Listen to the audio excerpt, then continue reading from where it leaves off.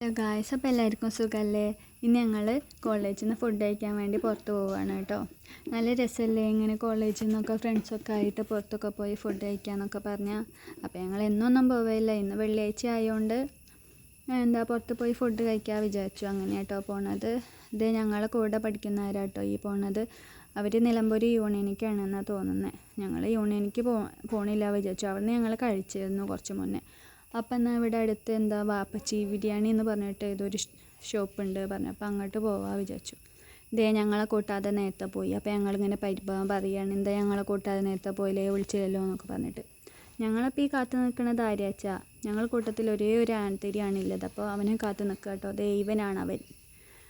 അപ്പോൾ അവനെങ്ങോട്ടാ പള്ളിക്കൊക്കെ പോയിട്ട് അവിടെ നിന്നില്ല വരവാണ്. അപ്പോൾ ഞങ്ങളിന്നാൽ ബിരിയാണി കഴിക്കാൻ വേണ്ടി കൈയൊക്കെ വാഷ് ചെയ്യാൻ പോവുകയാണേ. അങ്ങനെ നല്ല ബിരിയാണി കടയാണ്. ഞങ്ങളിതിൻ്റെ മുന്നേ ഇവിടുന്ന് കഴിച്ചിട്ടുണ്ട്. ഹാഫിന് 60 രൂപയുള്ളൂ, ഫുള്ളിനാണെന്നുണ്ടെങ്കിൽ 90. അപ്പം എന്നാൽ ബിരിയാണിയൊക്കെ വന്നു. അത്യാവശ്യം നല്ല ക്വാണ്ടിറ്റി ഒക്കെ ഉണ്ട്. 60 രൂപയുള്ളെങ്കിലും നല്ല ക്വാണ്ടിറ്റി ഒക്കെ ഉണ്ടാവും. ഫുള്ളിലുള്ള മാറ്റം എന്താ വെച്ചാൽ 2 പീസ് ഉണ്ടാവും, അതാണ് മാറ്റം. അല്ലാതെ റൈസിൻ്റെ ക്വാണ്ടിറ്റിയിലൊന്നും വലിയ മാറ്റമൊന്നുമില്ല. അപ്പം ഞങ്ങൾ കഴിച്ചത് നേരെ പോവാണ്. വാപ്പച്ചി എന്നാണ് വിളിപ്പേരെങ്കിലും ശരിക്കുമുള്ള പേര് വാപ്പച്ചി അല്ല കേട്ടോ. എന്തോ ബാപ്സിന്നോ അങ്ങനെ എന്തോ ആണ് തോന്നുന്നു.